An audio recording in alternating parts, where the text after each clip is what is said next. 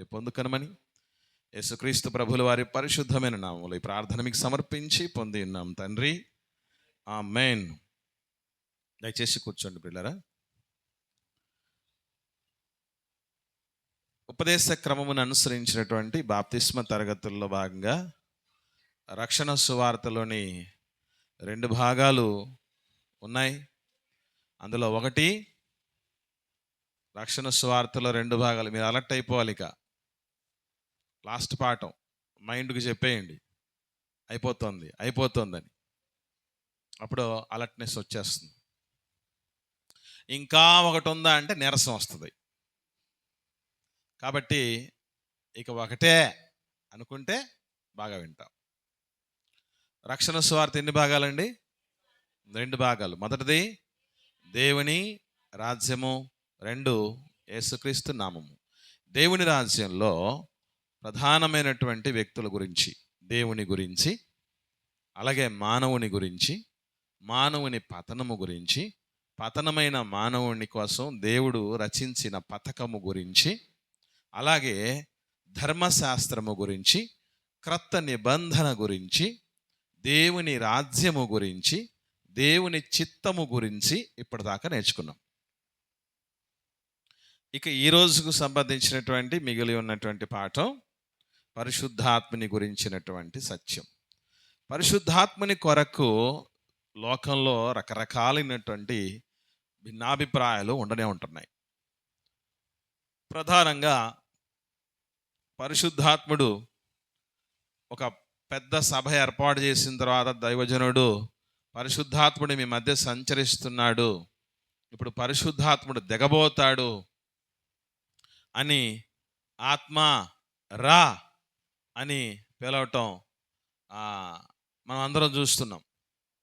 ఈ మధ్యకాలంలో ఏమని చేస్తున్నారంటే, ఈ మధ్య ఒక పాట కూడా వచ్చింది, అగ్ని మండించు నాలో అగ్ని మండించు అని. విన్నారా? పరిశుద్ధాత్ముడు అగ్ని మండిస్తాడని ఎక్కడ రాయబడిన ఉందా? అగ్ని మండిస్తాడని. పరిశుద్ధాత్ముడు అగ్ని మండిస్తాడని బైబిల్ ఎక్కడన్నా ఉందా? లేదు. కానీ ఇదేదో కొత్తగా ఉంది, కొత్త వింత. అది బైబిల్లో ఉందా లేదా, దేవుడు చెప్పాడా లేదా మనకు అవసరం లేదు. ఏదో ఒకటి కొత్తగా చెప్పాలి. ఏథెన్స్ ఎక్కడో ఉంది, గ్రీసు దేశపు రాజధాని, కానీ దాని దాఖలాలు, దాని గుణగణాలు ప్రపంచమంతా వ్యాప్తి చెందాయి. ఏదో ఒక కొత్త సంగతి చెప్పుటయందు వినుటయందు తప్ప వేరే దాని మీద ధ్యాస లేదట. మనిషి కొత్తగా కనబడాలి. ఈ మధ్యకాలంలో హెయిర్ స్టైల్ మీరు గమనించండి. ఒక పెద్ద ఆ తొండ ఆ తల మీదకి ఎక్కినట్టుగా ఒకటి చూసారా? క్రికెట్ గ్రౌండ్ లాగా. ఇవన్నీ ఒక వింత అన్నమాట, వింత. ఇంకొకడు వస్తున్నాడు, హీరో, వాడు ఏకంగా జడలేసేసుకున్నాడు. జడలు ఆడపిల్లలాగా జడలు వేసుకొని, ఈ మధ్యకాలం ఇంతకుముందు ఏదో ఒక్క చెవికే ఏదో హార్ట్కు మంచిది అన్నట్టు ఎడం చెవికి ఒక్కటే పోగు మగవాళ్ళు పెట్టుకునేవాళ్ళు. ఈవిడ ఏకంగా ఈ 2 పోగులు పెట్టాడు, ముక్కు పొడక పెట్టాడు. రాను ఏం చూడాలి మరి. పరిశుద్ధాత్మని కొరకు కూడా లోకములో రకరకాలైనటువంటి భావనలు కలిగి ఉండడం జరుగుతూ ఉంది. పరిశుద్ధాత్ముడు పూనాడు అన్నటువంటి ఉద్దేశంతో, ఆత్మ పూనింది అన్నటువంటి ఉద్దేశంతో ఎగరడము, గంతులు వేయటము, భాష, అన్ని భాషలట. మళ్ళీ అన్ని భాష ఏ భాష? 2 అక్షరాలు, రబ రబ రబ అనేది. ఇది అన్ని భాషలు అన్నటువంటి రీతిగా మాట్లాడుతూ చెప్తున్నటువంటి వాళ్ళు ఉన్నారు. ఇలా రకరకాలుగా మీకు విషయం చెప్పాలి. అక్కడ వాళ్ళు ఎగరడం పరిశుద్ధాత్మను పోవడమా, లేకపోతే డ్రమ్ము నిన్ను నన్ను ఉద్రేకపరచడమా? మీకు విషయం తెలుసా? డ్రమ్ము బీటు ఉన్నంత వరకు ఎగురుతారు వాళ్ళు. డ్రమ్ము బీటు పోయిందనుకోండి ఎగరడం మానుతారు. ఇంతకు ఇప్పుడు దాకా ఎగిరిచ్చింది పరిశుద్ధాత్మ డ్రమ్మా? డ్రమ్ ఎగిరిచ్చింది. కానీ ఏమనుకోండి చెప్తున్నారు, మీరు కళ్ళు తెరవద్దు, ఎందుకంటే కళ్ళు తెరిస్తే కొన్ని తెలిసిపోతాయి మీకు సీక్రెట్లు. కాబట్టి అలాగే కళ్ళు మూసుకోండి, లేకపోతే పరిశుద్ధాత్మ దిగదు అని చెప్పేవాళ్ళు ఉంటారు. అసలు ఈ కాలంలో పరిశుద్ధాత్ముడు దిగుతాడా దిగడా, ఒకనాడు ఎందుకు దిగాల్సి వచ్చింది, ఇప్పుడు దిగకపోతే కారణం ఏంటి, దిగుతాడన్న దానికి రుజువు ఏంటి, ఏమీ లేవు. చిత్రం ఏంటంటే కొన్ని సంఘాలైతే పరిశుద్ధాత్మనికి వాళ్ళు పేటెంట్ హక్కులు తీసుకున్నట్టుగా ఉంటాయి కొన్ని సంఘాలు, అవునా కదా? మళ్ళీ ఏమని చెప్తారు, క్రీస్తు సంఘం వాళ్ళట పరిశుద్ధాత్మని నమ్మరట. ఎవరు చెప్పారు? క్రీస్తు సంఘం వాళ్ళు పరిశుద్ధాత్మని నమ్మరా? పరిశుద్ధాత్మని గురించిన సత్యమే అత్యద్భుతంగా చెప్పగలిగినటువంటి సంఘం క్రీస్తు సంఘం. అంటే డినామినేషన్ కాదు సుమా, మళ్ళీ చెప్తున్నా, క్రీస్తుకు సంపూర్ణ అధికారము ఆధిపత్యం ఇచ్చేటటువంటి సంఘం, క్రీస్తు యొక్క నాయకత్వములో అడుగుజాడల్లో నడిచే సంఘం క్రీస్తు సంఘం. బోర్డు కలిగింది కాదు క్రీస్తు సంఘం అంటే, మర్చిపోకండి. పరిశుద్ధాత్మని కొరకు ఉన్నటువంటి భిన్నాభిప్రాయాలు ఎలా ఉంటే ఇటువంటి వాటన్నిటినీ తొలగించి ఒక అత్యద్భుతమైనటువంటి స్పష్టమైనటువంటి అవగాహన పరిశుద్ధాత్మని కొరకు ఇచ్చే క్రమంలో దేవుడు రాయించిన అత్యద్భుతమైన విషయాలు సమయంలో మనం నేర్చుకోబోతున్నాం. ప్రధానంగా పరిశుద్ధాత్ముడు, నేను రాసిన ఈ పాటలో, వ్యక్తియు శక్తి అయిన శుద్ధాత్ముని అని. అంటే పరిశుద్ధాత్మ వ్యక్త శక్త అనేటటువంటి విషయం కూడా తెలియకుండా ఉండగలిగితే ఆయన నీలో నాలో వచ్చి కలకాలం ఎలా ఉండగలుగుతాడు? మీ ఊరి, మీ యొక్క నియోజకవర్గం యొక్క ఎమ్మెల్యే గారి గురించి నీకు పూర్తిగా తెలియకపోతే ఆయన ఏంటో, ఆయన విలువేంటో, ఆయన అభిరుచులు ఏంటో, ఆయనకి ఏది ఇష్టమో ఏది అయిష్టమో, ఎలా ఉండాలో ఎలా ఉండకూడదో తెలియకపోతే నీ ఇంటికి వస్తాడు ఆయన? ఉండి ఒక పూటైనా ఉంటాడా? అలాంటప్పుడు పరిశుద్ధాత్మని కోసం ఏమీ తెలియకుండా ఉంటే ఆయన నీలో ఉండి వచ్చి సదాకాలం నువ్వు బతికినంతకాలం ఉంటాడని ఎలా అనుకుంటున్నారు? ఆలోచించండి. భ్రమంలో బతుకుతున్నారు చాలామంది క్రైస్తవంలో. ఇంతకు పరిశుద్ధాత్మ వ్యక్త శక్త? వ్యక్తి ప్లస్ శక్తి అని ఎలా చెప్పగలరు? పరిశుద్ధాత్మని కోసం యేసుక్రీస్తు ప్రభుల వారు యోహాను సువార్త 14వ అధ్యాయం, 15వ అధ్యాయం, 16వ అధ్యాయంలో, ఈ 3 అధ్యాయాల్లో ఆయన ఆదరణకర్త, మిమ్మల్ని నడిపిస్తాడు, మిమ్మల్ని ఒప్పిస్తాడు, ఈ మాటలు చెప్తాడు. అంటే వ్యక్తిగా ఆయన గురించి చెప్తున్నటువంటి మాటలు ఇవన్నీ. ఆత్మ ఒక్కడే, పరిశుద్ధాత్ముడు మీ పక్షాన విజ్ఞాపన చేస్తున్నాడు, మన బలహీనతలు ఎలిగి అన్నటువంటి మాటలన్నీ చూసినప్పుడు ఆయన ఒక వ్యక్తి అని. మనమేమనుకుంటాం, వ్యక్తి అనగానే శరీరాన్ని దాల్చుకొని వచ్చిన వాడే వ్యక్తి అనుకుంటాం, అవునా కదా? వ్యక్తి అంటే మనిషికి మాత్రమే పరిమితమేది అనుకుంటాం. అంటే దేవుడు ఎవరు మరి? వ్యక్తే కాదా? దేవుడు ఆత్మ గనక, నెక్స్ట్ ఏమన్నాడు? ఆయనను అంటే ఎవరు? ఆయనను అంటే ఎవరు? ఆయన వ్యక్తి. వ్యక్తి గనుకనే ఏముంది? ఆయనకి వ్యక్తిత్వం ఉంది. ఆ వ్యక్తిత్వమే దైవత్వం. అర్థమవుతుందా? కాబట్టి పరిశుద్ధాత్ముడు వ్యక్తి కూడాను. శరీరాన్ని దాల్చి ఈ భూమి మీదకి రాకపోయినప్పటికీ ఆయన వ్యక్తే. మరి ఆయన శక్త అంటే ఆయనకు శక్తే అని చెప్పటానికి రుజువు కూడా పరిశుద్ధ గ్రంథంలో ఉన్నది. మనకు లేఖనము యొక్క ఆధారమే ఫైనల్. లేఖనము చెప్పినచో మనము నమ్మాలి తప్ప ఇంకా ఎవరు చెప్పినా నమ్మాల్సిన అక్కర లేదు. ఒకసారి హెబ్రీయులకు రాసిన పత్రిక 9వ అధ్యాయం 14వ వచనం చూద్దాం. అపోస్తలుడైన పౌలు గారు హెబ్రీయులకు రాసిన పత్రిక 9వ అధ్యాయం 14వ వచనంలో చెప్పినటువంటి మాటను జాగ్రత్తగా పరిశీలన చేస్తే, నిత్యుడగు ఆత్మ, గమనించండి, నిత్యము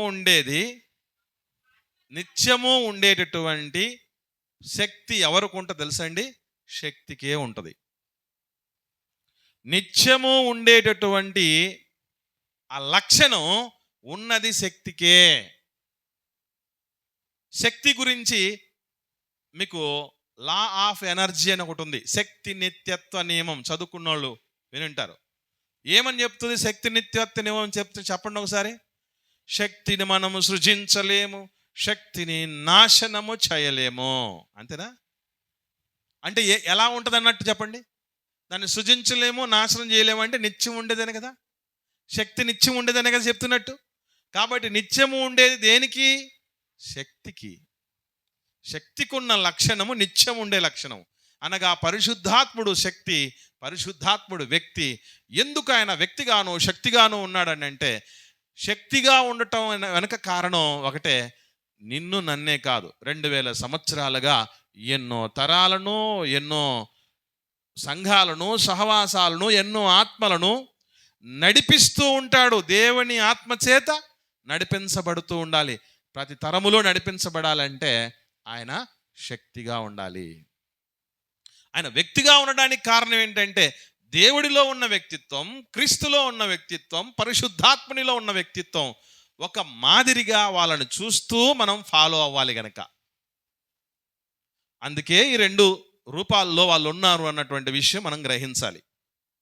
ఇకపోతే పరిశుద్ధాత్ముడి రాక ఈ భూమి మీద ఎప్పుడు జరిగిందంటారు? ఎప్పుడు జరిగింది? ఏమ్మా? తెలిసిన వాళ్ళు చెప్పకండి, తెలియని వాళ్ళు చెప్పండి. తెలియని వాళ్ళు ఏం చెప్తాం అంటారా? ఇంతకుముందు విన్నారు కనుక చెప్పారు. అంతకుముందు మనకేముండేది? పరిశుద్ధాత్మని రాక పెంతెకోస్తు పండుగ దినమున జరిగినది అనేది ఉండింది మనకి. ఇప్పుడు కూడా కొంతమందికి ఎలాంటి భావన ఉంటుంది కదా, పరిశుద్ధాత్మని రాక పెంతెకోస్తు పండుగ దినమున జరిగిందని.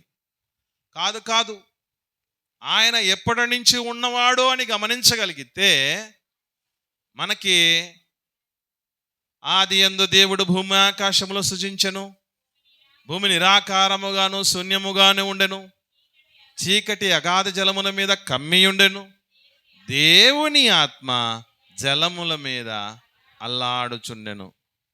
ఈ అల్లాడుచుండెను అన్న దాన్ని తీసుకుని వచ్చి ఒక ముస్లిం సోదరుడు చెప్పాడు. నీకు తెలుసో తెలీదో చెప్పానా? బైబిల్లో అల్లా గురించి ఉందని చెప్పాడు మాతో.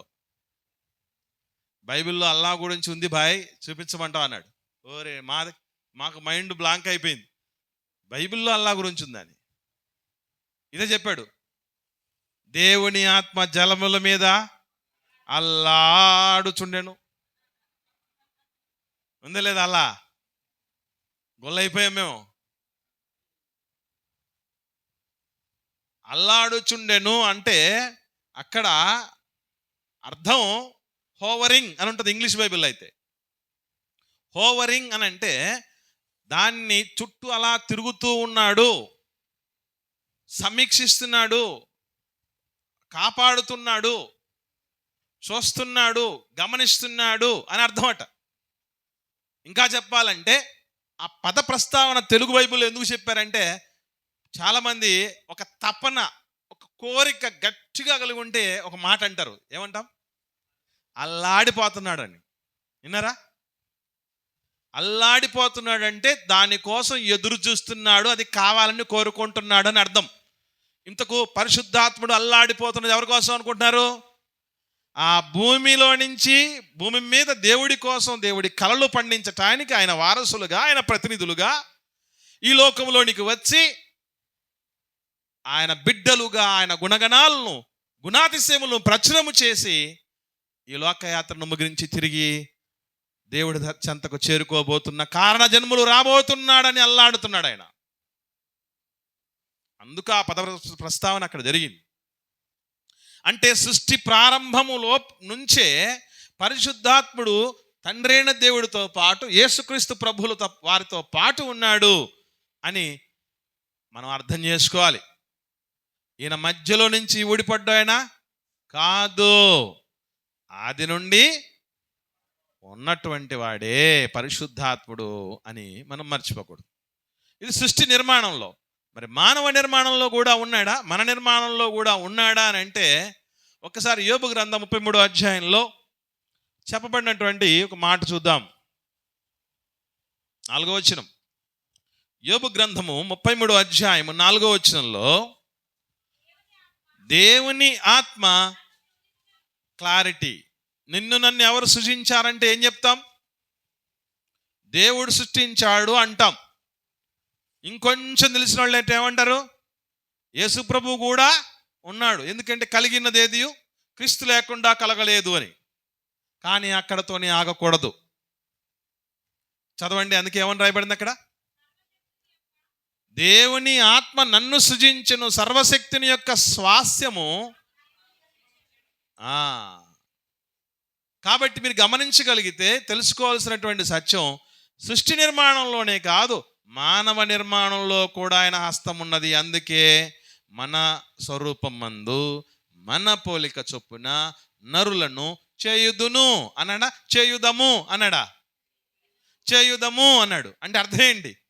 తండ్రితో పాటు క్రీస్తు ఉన్నాడు, పరిశుద్ధాత్ముడు ఉన్నాడు, సృష్టి చేసేటప్పుడు ఉన్నారు వీళ్ళు ముగ్గురు, మనల్ని చేసేటప్పుడు ఉన్నారు అనేది మనం మర్చిపోకూడదు.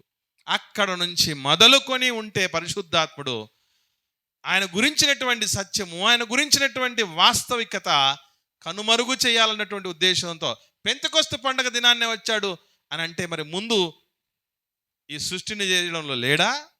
మానవ సృష్టిని చేసేటప్పుడు లేడా? ఆ తదుపరి ఎన్ని రకాలుగా ఆయన పరిచర్య చేస్తూ వస్తున్నాడంటే, ఒకనాడు దేవుడున్నాడు అక్కడ అంటే దానికి గుర్తు ప్రత్యక్ష గుడారం అక్కడ ఉండడం.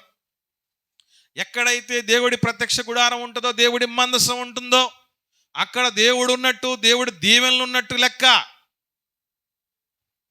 యెహోవా అని పేరు రాసి ఉంటుందట మందసం మీద, దేవుని పేరు కలిగి ఉన్నటువంటిది ఆ యొక్క నివాసం. అలాంటి ప్రత్యక్ష గుడారాన్ని తయారు చేసే సమయంలో కూడా పరిశుద్ధాత్మని యొక్క హస్తం ఉంది. ఒకసారి చూద్దాం. నిర్గమకాండము 31వ అధ్యాయంలో 3-5 వచనాలు చూద్దాం. నిర్గమకాండం 31వ అధ్యాయం 3-5 వచనాలు జాగ్రత్తగా గమనిస్తే, విచిత్రమైన పనులను కల్పించుటకు బంగారముతోనూ వెండితోనూ ఇత్తడితోనూ పని చేయుటకు పొదుగుటకై రత్నములను స్థానబెట్టుటకు కర్రను కోసి చెక్కుటకు సమస్త విధములైన పనులను చేయుటకు జ్ఞాన విద్య వివేకములను సమస్తమైన పనుల నేర్పును వానికి కలుగునట్లు వానిని దేవుని ఆత్మపూర్ణునిగా చేసి ఉన్నాను. అంటే పనులు, ప్రత్యక్ష గుడారపు పనులు, దేవుడు నివాసం ఉండటానికి ఒక పరిశుద్ధతకు గుర్తుగా దేవుని ప్రజలకు భయమును, ఆనందమును, ఆశ్చర్యమును కలుగునట్లు, భక్తిలో నిలిచినట్లు వారు కట్టినటువంటి ప్రత్యక్ష గుడారము దేవుని ఆత్మ వలన కట్టబడినది అని మరవకూడదు. అలాగే తదుపరి కాలంలో మనం గమనించగలిగితే, ఇశ్రాయేలు ప్రజలకు న్యాయము తీర్చడానికి అన్ని దేశస్థుల నుంచి, అన్య వర్గస్థుల నుండి, అన్ని రాజుల నుంచి ఇశ్రాయేలును రక్షించుట కొరకు దేవుడు రక్షకులను పుట్టించాడు. వారినే మనం ఏమన్నాం? న్యాయాధిపతులు అన్నాం. న్యాయాధిపతులు సైతము వారు జరిగిస్తున్న యుద్ధాల వెనక, వారు పొందుతున్న విజయాల వెనక పరిశుద్ధాత్మని యొక్క నడిపింపు ఉంది. ఒకసారి కొందరు న్యాయాధిపతులను చూద్దాం. న్యాయాధిపతుల గ్రంథం 6వ అధ్యాయం. ఏది రెఫరెన్స్ ఏది చెప్పకముందు చెప్పేస్తున్నావు తల్లి? న్యాయాధిపతుల గ్రంథం 6వ అధ్యాయము 34వ వచనం. న్యాయాధిపతుల గ్రంథం 6వ అధ్యాయం 34వ వచనం చూడండి. ఏమనుంది? యెహోవా ఆత్మ గిద్యోనును ఆవేశింపగా ఆయన ఏం చేశాడంటే యుద్ధంలో విజయం సాధించాడు. యెహోవా ఆత్మ, క్రీస్తు ఆత్మ, పరిశుద్ధాత్మ, దేవుని ఆత్మ, ఇవన్నీ ఒకటే అర్థం. పరిశుద్ధాత్మని కొరకు చెప్పబడినటువంటివి. ఇలా గిద్యోను గారు మొదలుకొని యెఫ్తా గారి విషయంలోనూ, సంసోను గారి విషయంలోనూ కూడా పరిశుద్ధాత్మని యొక్క నడిపింపు, ఆయన యొక్క శక్తి, ఆయన యొక్క జయ సూచకము కనబడుతూ ఉంటుంది. ఆ తదుపరి న్యాయాధిపతులు అయిపోయిన తర్వాత ఇశ్రాయేళ్ల మీద రాజులు నియమించబడినప్పుడు, రాజుల కాలంలో కూడా సౌలు రాజు మీదికి ఆత్మ బలముగా వచ్చినందున సౌలు రాజు యుద్ధములో గెలవడం అనేది, దావీదు గారి మీదికి బలముగా పరిశుద్ధాత్ముడు దిగటం వలన అక్కడ కూడా ఆయన విజయం సాధించడం అనేది మనం చూస్తూ ఉంటాం. ఇలా పాత నిబంధన కాలంలో సృష్టి ఆరంభం మొదలుకొని, మానవ నిర్మాణం మొదలుకొని, ప్రత్యక్ష గుడారము నిర్మాణం విషయంలోనూ, న్యాయాధిపతుల విజయాలలోనూ, రాజుల విజయాల్లోనూ కీలకమైనటువంటి పాత్ర, నడిపింపు పరిశుద్ధాత్మనిదై ఉన్నది. ఒక్క మాటలో చెప్పాలంటే ఆయన యొక్క నడిపింపు, ఆయన యొక్క ప్రభావము, ఆయన యొక్క శక్తి, ఆయన విజయం ఎక్కడ దేవుని పిల్లలను విడిచిపోలేదు. అవసరమును బట్టి అప్పుడప్పుడు సమయానుకూలంగా ఆయన వచ్చి కార్యములను జరిగించి ముగించేవాడు. క్రొత్త నిబంధన కాలంలోనికి వస్తే బాప్తిస్మం ఇచ్చి యోహాను గారిని యొక్క జననం విషయంలో కూడా, ఎందుకంటే మానవ శక్తి ఎప్పుడైతే ఆగిపోతుందో అప్పుడు దేవుని శక్తి ఆరంభమవుతుంది. బహుకాలము గడిచినటువంటి వృద్ధులుగా ఉండినటువంటి వాళ్ళు బాప్తిస్మం ఇచ్చి యోహాను గారి తల్లిదండ్రులు జకరియా గారు, ఎలిజబెత్ అమ్మ. వీళ్ళకి పూర్తిగా అసలు చచ్చిపోతారు, రేపు కొన్నాళ్ళు చనిపోతారు. అటువంటి పరిస్థితుల్లో ఉన్న వాళ్ళకి ఒక కుమారుడు అనుగ్రహించబడ్డాడంటే అది ఎవరి వలన, ఎందువలన అని అంటే, లూకాసు వార్త 1వ అధ్యాయం చూద్దాం.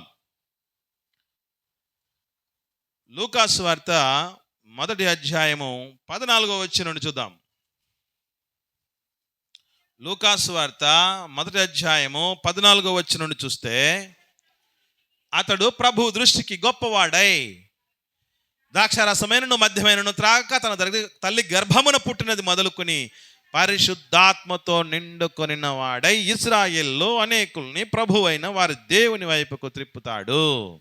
ఎందుకు అలా అయ్యాడట? పరిశుద్ధాత్మతో నిండుకొనిన వాడై. దేవుడు ఆత్మ పూనింది అంటే ఒంటి మీద బట్ట ఉందో లేదో తెలియకుండా ఎగరటం కాదు, అనేకులను దేవుని వైపు తిప్పటము పరిశుద్ధాత్మ పోనటం అని అర్థం. అర్థమవుతుందండి? అర్థం కాని భాషలు మాట్లాడడం కాదు.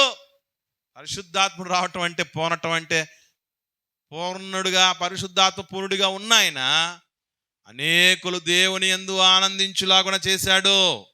రోషము కలిగిన సేవ చేశాడు. తల ఇచ్చాడేమో కానీ దేవుడికి తల వంపులు తేలేదు. ఆయన తీసేయటానికి తల ఇచ్చాడు కానీ దేవుడికి తలవంపులు తేకుండా పోవటమే పరిశుద్ధాత్మ పూర్ణుడై బ్రతకటం అని అంటే. ఆయన జననంలో, అలాగే యేసు ప్రభుల వారి జనన విషయంలో కూడా మనకు తెలుసు. నేను పురుషుణ్ణి ఎరిగిన దానిని ఇది నాకు ఎలా సంభవిస్తుంది, నువ్వు ఒక కుమారుని కంటావమ్మా అని మాట్లాడినప్పుడు గబ్రియేలు దేవదూత మరియమ్మ తల్లితో అప్పుడు అంటాడు, పరిశుద్ధాత్మని యొక్క శక్తి నిన్ను కమ్ముకోవటం జరుగుతుంది. కాబట్టి పరిశుద్ధాత్మని యొక్క శక్తితో క్రీస్తు యేసు ప్రభుల వారి యొక్క జన్మ పురుషుని ప్రమేయం లేకుండా జరగగలిగింది. That's a miracle. చాలామంది అద్భుతం అంటే ఏదో తెలియకుండా బతికేస్తున్నారు. అద్భుతం అంటే నీకు నాకు ఊహలకు అందనిది అని అర్థం. ఊహలకు కూడా అందకుండా జరిగేది అద్భుతం అంటారు. నీకు నాకు అందితే అద్భుతం ఎట్లా అవుతుంది? ఎట్లా జరిగిందబ్బా? పురుషుడి ప్రమేయం లేకుండా ఎక్కడైనా ఒక స్త్రీ కంటదా అంటే సాధారణంగా అయితే కనదు. దేవుడు అద్భుతం జరిగిస్తే జరుగుతుంది. అర్థమవుతుందా? కాబట్టి యేసు ప్రభుల వారి జనన విషయంలోనూ అంతమరకే కాదు, యేసు ప్రభుల వారు అరణ్యానికి కొనుక్కోబడ్డాడే అపవాది చేత శోధించబడుటకు. అది కూడా ఎవరి వల్ల? ఆత్మ వలన అనే మాట కనబడుతుంది మనకి.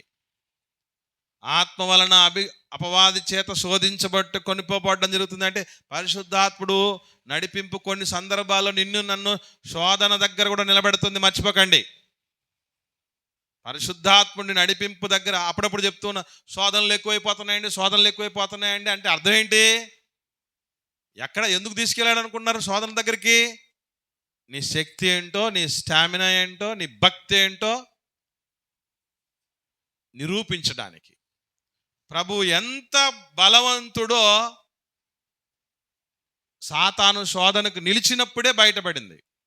40 రోజులు రాత్రింబగళ్ళు కూడా పచ్చి మంచినీళ్ళు కూడా ముట్టుకోకుండా అడవి మృగముల మధ్య జీవించిన తర్వాత ఆకలి కొన్నప్పుడు సాతానుడు వచ్చినా ఆయన లొంగని పరిస్థితిలో ఉన్నాడు. ఎన్ని సామధాన భేద దండోపాయాలు అంటారే, అన్ని దాడులు యేసు ప్రభుల వారి మీద చేసిన ఆయన ఏమి తమ్మకుండా ఉన్నాడు. కారణం అది పరిశుద్ధాత్ముడి నడిపింపంటే. చిత్రం ఏంటంటే దయ్యంగాడి బాగా ప్రభావం ఉందని చెప్తారు తప్ప, మాకు ఎవడు ఏ సాతాను శోధన ఉంటే ఏమి, మాకు పరిశుద్ధాత్మని యొక్క నడిపింపు ఉంది, ఆయన యొక్క శక్తి మాదో ఉంది, వాడి పప్పులు ఉడక అనే ధైర్యం ఎవరికైనా ఉంటుందా? ఆ కాన్ఫిడెన్స్ ఉండని పరిస్థితుల్లో ఉన్నాం. ఎందుకంటే పరిశుద్ధాత్ముడి విషయం మనకు అర్థం కాక. తర్వాత యేసుప్రభుల వారు దయ్యాలను వెళ్ళగొట్టేటప్పుడు కూడా, స్వస్థపరిచేటప్పుడు కూడా, ఆయన పరిచర్య చేసేటప్పుడు కూడా పరిశుద్ధాత్మని నడిపింపు ఉన్నది. మత్తయి సువార్త 12వ అధ్యాయము 28వ వచనం చూద్దాం. మత్తయి సువార్త 12వ అధ్యాయము 28వ వచనంలో ప్రభువుల వారు అదొక అద్భుతమైనటువంటి విషయాన్ని చెప్తున్నాడు, చూద్దాం. దేవుని ఆత్మ వలన నేను దయ్యాలని వెళ్ళగొడుతున్నాను. యేసుప్రభుల వారు దయ్యాలను వెళ్ళగొట్టే విషయం కావచ్చు, అలాగే సత్యము, వాక్యము, సువార్త ప్రకటించుటకు కూడా ఆత్మ అభిషేకము యేసుప్రభుల వారికి జరిగింది. కనుక ఇలా యేసుప్రభుల వారి యొక్క స్వస్థతల్లో కానీ, దయ్యాలను వెళ్ళగొట్టే విషయం కానీ, సువార్త ప్రకటించే విషయం కానీ, ఆయన ఉపవాసం ఉండి సాతాను మీద జయము సాధించే విషయంలో కానీ, ఈవెన్ ఆయన తండ్రికి తన అర్పణలను, అందుకే మమ్ములను మా అర్పణలను ఆయన ద్వారా పవిత్రపరచితివి అనే మాట చెప్పడం జరిగింది. ఎందుకనంటే యేసుప్రభుల వారట తండ్రి దగ్గరికి తనను తాను అర్పణగా తీసుకెళ్లేటప్పుడు కూడా ఎవరి సాయంతో వెళ్ళాడు తెలుసా? ముందు చదివాం మనం, మళ్ళీ ఒకసారి చదువుదాం. హెబ్రీయులకు రాసిన పత్రిక 9వ అధ్యాయం 14వ వచనం. హెబ్రీయులకు రాసిన పత్రిక 9వ అధ్యాయం 14వ వచనం. నిత్యుడగు ఆత్మ ద్వారా తన్ను తాను దేవునికి నిర్దోషినిగా అర్పించుకొనిన క్రీస్తు అన్నాడు. ఎవరి ద్వారా? పరిశుద్ధాత్ముని ద్వారా మన అర్పణలు, యేసు ప్రభు అనేటటువంటి ఆ పరిశుద్ధమైన అర్పణ కూడా దేవుడికి అర్పించటానికి ఆయన యొక్క అవసరత వచ్చింది. ఇలా యేసు ప్రభు జననములోను, అలాగే ఆయన ఉపవాసములోను, ఆయన దయ్యాలు వెళ్ళగొట్టడంలో, ఆయన స్వస్థపరచడంలో, ఆయన సువార్త ప్రకటనలో, ఆయన యొక్క పునరుత్థానము ద్వారా దేవుడికి అర్పణ తీసుకునే విషయంలోనూ పరిశుద్ధాత్మని యొక్క పాత్ర ఉన్నది. అంటే యేసు ప్రభు అనేటువంటి ఒక సృష్టికర్త యొక్క ఈ లోకపు అరంగేట్రానికి, ఆయన ఎదుగుదలకి, ఆయన పరిచర్య జరిగించటానికి, ఆత్మలను రక్షించటానికి, తన్ను కూడా దేవుడికి పరిశుద్ధంగా అర్పించబడ్డానికే అవసరమైనప్పుడు పరిశుద్ధాత్ముడు నీకు నాకు అక్కర్లేదా? ఆలోచన చేయాలి. అంటే ఆయన ఎంత ప్రధానమైనటువంటి వ్యక్తో, ఆయన ఎంత ప్రాముఖ్యమైనటువంటి వ్యక్తో మన జీవితంలో, ఆయన కొరకే మనము, ఆయన నడిపింపు కొరకు, ఆయన రాక కొరకు, మనలో ఆయన నివసించుట కొరకే మనం ఎదురు చూడాలి. ఎందుకంటే ఆయన వస్తే విజయాలు మన వెంటే. శ్రమ నీ ఆయుధం అయితే విజయం నీ బానిసైద్దు అంటారే, అసలు మన ఆయుధము శ్రమ కాదు, పరిశుద్ధాత్ముడైతే ఆయన నడిపింపే మనదైతే దేవుడి చేతిలో బలమైన ఆయుధం మనం అవుతాం. అప్పుడు పరాజయం సాతాను వంతవుద్ది. ఈవెన్ అపోస్తలుల విషయంలో కూడా మనం ఆలోచన చేయగలిగితే, వాళ్ళు పెంతెకొస్తేను పండుగ దినాన తండ్రి వాగ్దానము చేసినటువంటి ఆత్మను పొందుకున్న తర్వాత వాళ్ళు జరిగించిన ప్రతి కార్యము వెనక పరిశుద్ధాత్మనుతో పూనుకొన్నవారై, వారు అన్య భాషలు మాట్లాడారని, ఆత్మలను రక్షించారని, స్వస్థపరిచారని, మరణించిన వారిని లేపారని అన్ని ఆధారాలు మనకు అపోస్తలుల కార్యాలు కనబడతాయి. పేరుకే అది అపోస్తలుల కార్యములు, కానీ కరెక్ట్గా దానికి పేరు పెట్టాలంటే ఆత్మకార్యాలు. అవన్నీ అపోస్తలుల కార్యాలు కాదవి, ఆత్మకార్యాలు. పరిశుద్ధాత్ముడు అణువణువున వాళ్లకు అందుబాటులో ఉండి లీడ్ చేసి దగ్గరుండి మరి జరిగించినటువంటి శ్రేష్టమైనటువంటి కార్యాలు అవి పరిశుద్ధాత్మ కార్యాలు. ఆదిమ సంఘము జరిగించినటువంటి గొప్ప గొప్ప కార్యక్రమాలు ఉన్నాయి. బుద్ధివాక్యము కానీ, జ్ఞానవాక్యము కానీ, వాళ్ళు జరిగించినటువంటి, వాళ్ళు భాషలు మాట్లాడడం కానీ, అలాగే వాళ్ళు స్వస్థతలు చేయటం కానీ, సూచక్రియలు మహత్కారాలు చేయటం కానీ, వాళ్ళు కూడా ఆదిమ సంఘము ద్వారా అనేకమైనటువంటి కృపా వరములతో నింపబడ్డం కానీ అది కూడా పరిశుద్ధాత్ముని వలన జరిగినది. కొరింథీయులకు రాసిన మొదటి పత్రికల్లో ఒకసారి చూద్దాం. కొరింథీయులకు రాసిన మొదటి పత్రిక 12వ అధ్యాయము 7వ వచనం నుండి రాయబడినటువంటి మాటలు మనం చూద్దాం. అయినను, కొరింథీయులకు రాసిన మొదటి పత్రిక 12వ అధ్యాయం 7వ వచనం నుండి చూస్తే, అయినను అందరి ప్రయోజనము కొరకు ప్రతి వానికి ఆత్మ ప్రత్యక్షత అనుగ్రహింపబడుచున్నది. ఎలయనగా ఒకనికి ఆత్మ మూలగా బుద్ధి వాక్యము, మరి ఒకనికి ఆత్మను అనుసరించిన జ్ఞానవాక్యము, మరి ఒకనికి ఆత్మ వలనే విశ్వాసము, మరి ఒకనికి ఆ ఒక్క ఆత్మ వలనే స్వస్థపరచు వరము, మరి ఒకనికి అద్భుత కార్యములు చేయు శక్తి, మరి ఒకనికి ప్రవచన వరము, మరి ఒకనికి ఆత్మల వివేచన, మరి ఒకనికి నానావిధ భాషలు, మరి ఒకనికి భాషల అర్థము చెప్పు శక్తి అనుగ్రహింపబడి ఉన్నది. ఆదిమ సంఘములో జరిగించినటువంటి నానా విధములైనటువంటి మానవాతీతమైనటువంటి దైవికమైనటువంటి ప్రతి కార్యం వెనక పరిశుద్ధాత్ముని యొక్క నడిపింపు హస్తం ఉన్నది. బానే ఉంది. మరి ఇప్పుడు మనం పరిశుద్ధాత్మని ఏ రీతిగా పొందుకోగలం? ప్రారంభము నుండి, సృష్టి ప్రారంభం దగ్గర నుంచి మానవ సృష్టి మొదలుకొని మొత్తం న్యాయాధిపతుల విషయంలోనూ, రాజులు నడిపించే విషయంలో, బాప్తిస్మ యోహాను గారి జననం విషయంలో, యేసుప్రభుల వారి జననము, ఆయన యొక్క ఉపవాసము, ఆయన స్వస్థతలు జరిగించింది, ఆయన దయ్యాలు వెళ్ళగొట్టింది, ఆయన పరిచర్యలు జరిగించింది, ఆయన పునరుత్థానము, అపోస్తలుల పరిచర్యలు, ఆదిమ సంఘ పరిచర్యలు, అందరిలోనూ పరిశుద్ధాత్మని యొక్క నడిపింపు అత్యద్భుతంగా ఉన్నది. గనుకనే పేరు మోసిన ఏ ఒక్కరికి సాధ్యముగానటువంటి గొప్ప గొప్ప కార్యాలు భూలోకమును తలక్రిందులు చేసిన వారు 4 సామ్రాజ్యాలను ఏలిన చక్రవర్తులు కాదు, మరవకండి. భూలోకము యొక్క అజ్ఞానాన్ని తలక్రిందులు చేసి దేవుని పాదాక్రాంతులు చేసిన ఘనత ఆదిమ సంఘానిది, అపోస్తలులది, క్రీస్తు ప్రభుల వారిది, బాప్తిస్మ యోహాను గారిది, దేవుడి చేత నడిపించబడిన ప్రతి వ్యక్తిది. దాని వెనకంతా పరిశుద్ధాత్ముని యొక్క శక్తి ఉంది. నేడు పరిశుద్ధాత్ముడిని మనం పొందుకోవాలంటే పరిశుద్ధాత్ముడు 2 రకాలుగా తన కార్యాలు జరిగించేవాడు, మర్చిపోకండి. ఒకటి దిగే ఆత్మగా ఉండేవాడు, తర్వాత నిత్యము మనలో నివసించే ఆత్మగా ఉండడం అనేది 2 విధములైన చర్యలు ఉంటాయి పరిశుద్ధాత్మునివి. అపోస్తలు చేతులుంచితే పరిశుద్ధాత్ముడు వారిలోనికి దిగిన దాఖలాలే మనకు కనబడతాయి అపోస్తలుల కార్యములో నిండా. అపోస్తలు చేతులుంచటం వలన పరిశుద్ధాత్మను అనుగ్రహించబడటం చూసినటువంటి గారడీవాడైన సీమోను పేతురు గారి దగ్గర బహుద్రవ్యం పెట్టి, నేను కూడా ఎవరి తల మీద చేతులు పెడితే వాళ్ళ మీదకి పరిశుద్ధాత్ముడు దిగేటట్టు చేయండి అని అడిగినటువంటి సందర్భాలు మనం చూస్తాం. దిగే ఆత్మగా ఆయన ఉన్నాడు. మరి ఇప్పుడు దిగుతాడా, లేదంటే మనలోనే ఉండిపోతాడా? ఇప్పుడు ఉండే ఆత్మగా ఉంటాడా, దిగే ఆత్మగా ఉంటాడా పరిశుద్ధాత్ముడు? ఉండే ఆత్మగా ఉంటాడు.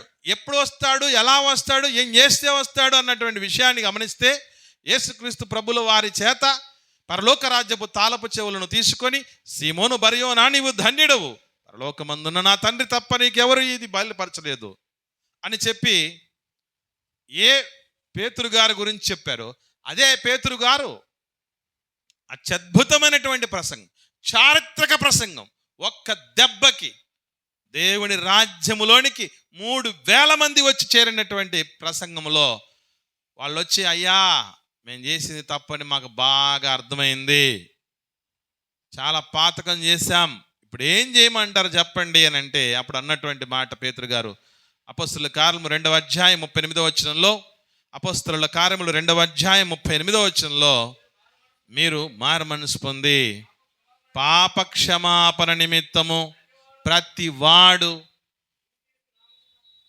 యేసుక్రీస్తు నామమున బాప్తిస్మం పొందండి. పొందితే పరిశుద్ధాత్మను వరము పొందుతారు. పరిశుద్ధాత్ముడు మీకు లేక, ఆయన గురించినటువంటి గ్రహింపు లేక, ఆయన ప్రేరణతో రాయబడిన లేఖనాలను మీరు అపార్థం చేసుకొని మీరు ఈ పాతకానికి ఒడిగట్టారు, ఇట్లాంటి పాతకాలు ఇంకా జరగకుండా ఉండాలంటే ఏం చేయాలి? పరిశుద్ధాత్ముడు మీలో ఉండాలి. పరిశుద్ధాత్ముని యొక్క వరము అంటే అప్పుడప్పుడు దిగిపోయే ఆత్మ కాదు. ఇప్పుడు ఆయన ఒకనాడు అప్పుడప్పుడు అవసరాన్ని బట్టి వచ్చిపోయేవాడే, అలా ఉండిపోయాడు కాదు, మనము చచ్చిపోయేంత వరకు ఉండిపోవడానికి వచ్చాడు మన దగ్గరికి. అటువంటి పరిశుద్ధాత్ముడు వచ్చిన తర్వాత మనకి నిత్యము ఏం చేస్తుంటాడంటే, మనం చదువుతూ ఉంటాం యోహాను సువార్తలో మంచి విషయాలు. ఆయన పాపమును గూర్చి, నీతిని గూర్చి, రాబో తీర్పును గూర్చి ఒప్పింపజేస్తాడు. నిజమే, నేను పాపాత్ముని నేను ఒప్పుకోవాలన్నా కూడా ఆయన పాత్ర చాలా ప్రధానమైంది. రేపు వింటారు పాఠం. ఏమని అంటే, బాప్తిస్మములో 7 పాత్రలు అనే పాఠం ఉంది. అక్కడ తండ్రి అయిన దేవుని పాత్ర ఏంటి, యేసుక్రీస్తు ప్రభుల వారి పాత్ర ఏంటి, పరిశుద్ధాత్మని పాత్ర ఏంటి, దేవదూతల పాత్ర ఏంటి, సంఘము పాత్ర ఏంటి, సువార్తికుని పాత్ర ఏంటి, పాపి పాత్ర ఏంటి అని 7 పాత్రల గురించి తెలుసుకుంటారు. ఇప్పుడు మనం తెలుసుకోవాల్సినటువంటి ప్రధానమైన విషయం, ఆయన మనలోనికి వచ్చి మనల్ని సర్వ సత్యములోనికి నడిపిస్తూ ఉంటాడు. యేసు ప్రభుల వారి వచ్చే సమయానికి సత్యం చెప్పాడు ఆయన. నేను మీతో చెప్పవలసిన సంగతులు చాలా ఉన్నాయి, అవే సర్వసత్యముతో కూడిన సంగతులు. నేను వెళ్ళిపోయిన తర్వాత వస్తాడు ఆయన, పరిశుద్ధాత్ముడు వస్తాడు. వచ్చిన తర్వాత మీరు రక్షణ పొందుకుంటే మీలో ఉండి మీకు అన్నిటి గురించి క్లారిటీ ఇస్తాడు. అంటే పరిశుద్ధాత్ముడు మనలోకి వచ్చినప్పుడు ఒక మంచి మాట చెప్తున్నాడు అండి పౌలు గారు, అత్యద్భుతమైనటువంటి మాట. చూద్దాం. కొరింథీయులకు రాసిన మొదటి పత్రిక 2వ అధ్యాయము 10వ వచనం. ఈ మాట చూసి ముగించుకుందాం మనం. పౌలు గారు కొరింథీయులకు రాసిన మొదటి పత్రిక 2వ అధ్యాయం 10వ వచనం, మనకైతే దేవుడు వాటిని తన ఆత్మ వలన బయలుపరిచి ఉన్నాడు. ఆ ఆత్మ అన్నిటినీ, దేవుని మర్మములను కూడా పరిశోధించుచున్నాడు. అంటే మనకు ఆల్ సీక్రెట్స్ రివీల్ అయ్యేది ఎవరి వల్ల? పరిశుద్ధాత్మని వల్ల. కొన్ని సీక్రెట్లు తెలిసిపోయాయి మీకు చెప్పండి పరిశుద్ధాత్ముడి వల్ల. మరి బాప్తిసం తీసుకున్న వాళ్ళు ఉన్నారు కదా, మీకు ఏం రివీల్ అయినట్టు అనిపించింది? కొన్ని చెప్పండి.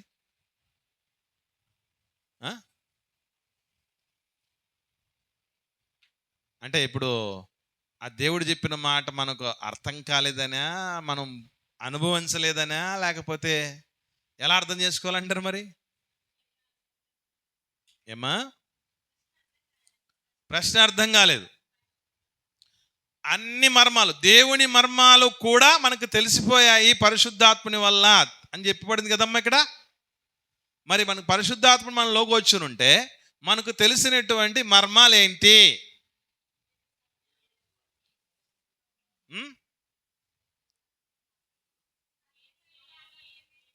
ఏమి మర్మాలు అని అంటే సత్యమేదో అసత్యమేదో తెలిసింది. అయితే ఏది సత్యమేదో కొన్ని ఎగ్జాంపుల్ చెప్పండి నాకు అర్థం కావడానికి. ఇప్పుడు చిన్న మాట చెప్తాను మీకు. అసలు ధర్మశాస్త్రం అనేది న్యాయమైనది, పరిశుద్ధమైనది, అది శ్రేష్టమైనది, ఉత్తమమైనది, నీతి కలిగిందని నీకు నాకు ముందు తెలుసా? ఏమనుకునేవాళ్ళం ధర్మశాస్త్రం కోసం? అయ్యయ్యో ధర్మశాస్త్రం చాలా కఠినమైంది, అస్సలు మనం పాటించలేం, మన వల్ల జరగదది, అది సాధించటం దానివల్ల ఎవడు నీతిమంతుడుగా తీర్చబడ్డు. అంటే ఒక విధంగా చెప్పాలంటే ఒకనాడు దేవుడినే ధర్మశాస్త్రం ఇచ్చింది ఎవరు? పాటించటానికి వీలు లేని ధర్మశాస్త్రాన్ని ఇచ్చేది ఆయనే. అరే కన్నా నువ్వు పాటించలేవురా కాబట్టి తీసేస్తున్నాను, కొత్తది ఇస్తానని చెప్పేది ఆయనేనా? ధర్మశాస్త్రం గురించి పాట విన్నప్పుడు ఎంత ఆ విషయం అర్థమైపోయింది. ధర్మశాస్త్రము మనిషి పాటించకపోవటం వలన కఠినతరంగా అనిపించింది తప్ప అది నిజముగా కఠినమైనది కాదు. నిజముగా అది పాటించడానికి వీలు కానిది అన్నప్పుడు యేసు ప్రభు కూడా పాటించకూడదు, పాటించలేకుండా ఉండాలి. ఎందుకు? అన్ని విషయాల్లో మనలాగే ఆయన రక్తమాంసాల్లో పాలిభాగస్తుడైనటువంటి వ్యక్తి. ఆయన సాధ్యమైందంటే అర్థం ఏంటి? మనందరికి కూడా సాధ్యం అవుతుంది. నువ్వు నేను మోయగలిగినటువంటి దాన్నే పెడతాడు తప్ప మీరైనను మీ పితరులైనను మోయలేని కాడ ఆయన పెట్టడు, మర్చిపోకండి. కనుక ఇది ఒక సీక్రెట్. నెక్స్ట్ సీక్రెట్లు ఏం తెలిసాయి మనకి అని అంటే, ప్రధానంగా దేవుని రాజ్యం విషయంలో మనం చూసాం. మధ్యలో సూర్యుడు ఉన్నంత వరకు, చంద్రుడు ఉన్నంత వరకు నీ రాజ్యం నిలుస్తుందయ్యా దావీదు అని చెప్పాడు. మనం అక్కడే ఉంటే మధ్యలోనే యుకన్య దగ్గర ఏమైపోయింది దేవుని రాజ్యం? అక్కడికి అయిపోయి బబులోను రాజ్యము, మాదీయ పారసీక రాజ్యము, గ్రీకు రాజ్యము, రోమా సామ్రాజ్యము వీళ్ళందరూ వచ్చి ఇశ్రాయేలీలను పొట్టుగా కొట్టేసి బానిసలుగా తీసుకుపోయినటువంటి పరిస్థితే కదా. అసలు రాజకుమారులు, ఏ లోపము లేని రాజకుమారులను పట్టుకుపోయి ఏం చేశారు తెలుసా వాళ్ళు? నెబుకద్నెజరు రాజు కానీ ఇశ్రాయేలును పట్టుకుపోవడానికి వచ్చేవాళ్ళు ఏం చేస్తారని చెప్పారు తెలుసా? మీ కొడుకులను నపుంసకులుగా చేస్తారు అని చెప్పాడు. దానియేలు గారు శద్రక మేషక అబేద్నెగోలు ఎవరి కింద ఉన్నారని రాయబడింది? నపుంసకుల అధిపతి. నపుంసకుల అధిపతి అంటే వీళ్ళని ఏం చేసి ఉండాలి? అర్థమవుతుంది మీకు? రాజకుమారులను సైతం నపుంసకులుగా చేసేటటువంటి పరిస్థితి కూడా వచ్చింది కదా. మరి అలాంటప్పుడు దేవుడి రాజ్యం ఎక్కడుంది అంటే, అసలు ఈ రాజులను కూడా నియమించింది ఆ పరమరాజే. దేవుడు, పరలోకమందున్న దేవుడు మానవుల మీ రాజ్యముల మీద అధికారి అయి ఉన్నాడు. ఆయన ఎవరికి ఇవ్వాలనుకుంటే వాళ్ళకి ఇస్తాడు. నాకు ఇచ్చింది కూడా ఆ మహనీయుడే అని ఒప్పుకున్నాడు. ప్రపంచాన్ని ఏలే చక్రవర్తి. దేవుడి చేతుల్లో నుంచి రాజ్యం ఎక్కడ పోలేదు, దావీదు చేతుల్లో నుంచి మారింది అంతే. ఈ సీక్రెట్స్ కూడా తెలిసిపోయాయి. తర్వాత ఇదేననుకుంటున్నారా? అయ్యో మనకు యుక్తంగా ప్రార్థన చేయడం చేత కాదు, అయినా నో ప్రాబ్లం. కొంతమంది మూలుగులు అంటే అర్థం ఏంటో చెప్పమంటారా? ఎవరన్నా మూలిగారు అనుకోండి, ఎందుకు మూలిగారు ఎవరన్నా తెలుస్తా? అప్పుడు మనకు కోపం వస్తుంది. ఎవరన్నా మూలిగారు అనుకోండి, మూలగక్కు, ఏంటో ఏడ్చు, విషయం చెప్పు అంటారే. అట్లా మనం మూలిగినా కూడా అక్కడికి వెళ్ళిపోతాయి. డాడీ మా వాడి సంగతి ఇది అని. మన మూలుగులు కూడా అక్కడ అర్థమైపోతాయి. అందుకే మీరు ఎప్పుడైనా గమనించండి, పిల్లలు మూలుగుతూ ఉంటే అమ్మో నాన్నో పసిగడతారు ఈ మూలుగు వెనక కారణం ఏంటి అని కదా. అలాగే మన మూలుగుతూ ఉంటే ఆ దేవుడికి అర్థం చేయించుతాడు. ఆ దేవుడి చెవులో వరకు తీసుకెళ్ళిపోయేటటువంటి ఒక మంచి సిగ్నల్ టవర్, పవర్ఫుల్ టవర్, ఎప్పుడు తగ్గదది.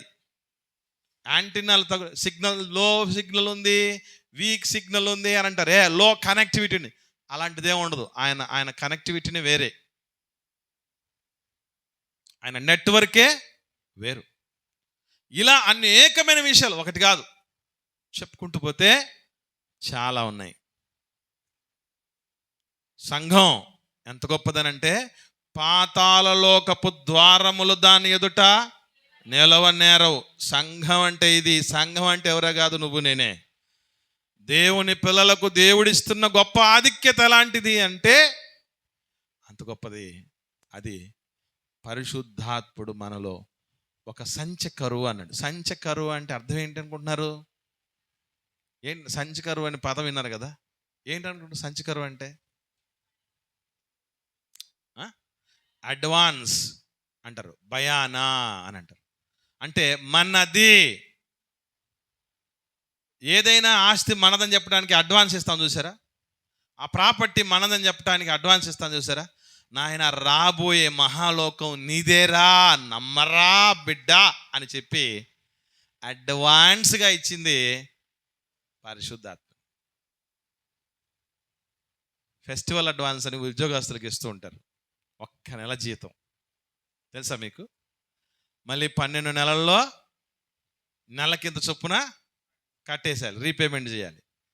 ఫెస్టివల్ అడ్వాన్స్ కాదు, అసలు ఆయన ఉంటే అడ్వాన్స్గా ప్రతిరోజు నీకు ఫెస్టివలే.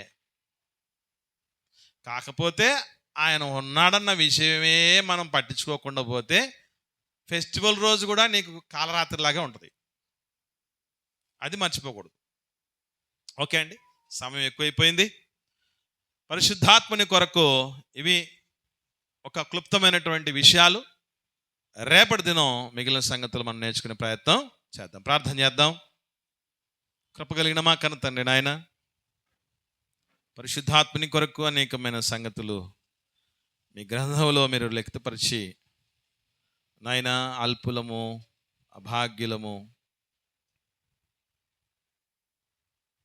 అనర్హులమైనటువంటి మాకు మీరు ఇవ్వబోతున్నటువంటి శక్తి అయిన, సర్వశ్రేష్టమైన వ్యక్తి అయిన, పరిశుద్ధతతో నిండిన వాడు, ఆయన పేరే పరిశుద్ధాత్ముడు. అటువంటి ఆయన్ను మాకు నాయన ఉచితముగా రక్షణ పొందుకున్న తర్వాత, నా తండ్రి, మా అధిపతిగా, మా నాయకునిగా, మమ్మల్ని నడిపించే వాడిగా, మా గైడ్గా మీరు ఇవ్వబోతున్న విధానంను బట్టి మీకు స్తోత్రాలు. మీ మర్మాలతో సహా అనేకమైనటువంటి సత్యాలు, మా జీవితాలకు అత్యంత ఆవశ్యకమైనటువంటి మెలకువలు పరిశుద్ధాత్మని ద్వారా మాకు నేర్పించడానికి, ఆయన్ను ఇదివరకే రక్షణ పొందిన మాకిచ్చిన విధానాన్ని బట్టి స్తోత్రాలు. ఆయనను మేము ఆర్పువారముగా కాకుండా తండ్రి, ఆయన దుఃఖపరచువారం కాకుండా తండ్రి, ఆయన సంపూర్ణ అధికారానికి లోబడు వారంగా, ఆయన చేత నిజముగా నడిపించబడు వారముగా ఉంటూ, క్రీస్తు యేసునందు అత్యధికమైన విజయంతో తులతూగుతున్న వారిగా నిలవబెట్టుమని ప్రాధేయపడుతూ, ఈ 2వ దినపు ప్రారంభ పలుకులు మొదలుకొని ఈ చివరి పాఠం వరకు మాకు తోడే నడిపించినందుకు మీకు స్తోత్రాలు చెల్లిస్తూ, 3వ దినం చివరి దినం కోసం కూడా నాయన మమ్మల్ని భద్రపరిచి, మీ కాపుదలను అనుగ్రహించి, మంచి విశ్రాంతిని ప్రసాదించి, ఉదయం లేచి మీకు స్తుతులు చెల్లించి 3వ దినపు కోడికకు సిద్ధపడినట్లు మీ సహాయతను, మీ అనుకూలతను, ఈ నడిపింపును ప్రసాదించమని ప్రాధేయపడుతూ, యేసుక్రీస్తు ప్రభుల వారి పరిశుద్ధమైన నామములో ఈ ప్రార్థన మీకు సమర్పించి పొంది ఉన్నాం తండ్రి. ఆమెన్.